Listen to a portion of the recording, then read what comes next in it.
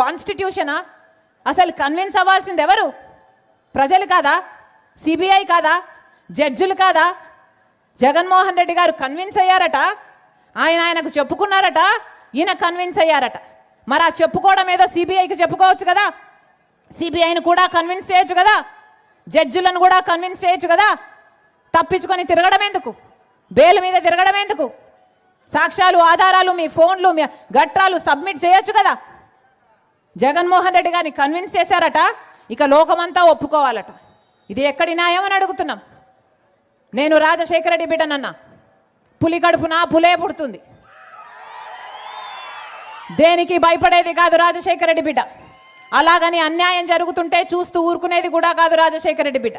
ఇక్కడ అన్యాయం జరుగుతుంది కాబట్టి, వివేకానంద రెడ్డి గారి విషయంలో న్యాయం జరగటం లేదు కాబట్టి రాజశేఖర రెడ్డి గారి రక్తం, రాజశేఖర రెడ్డి బిడ్డ ఈరోజు న్యాయం పక్షాన నిలబడింది.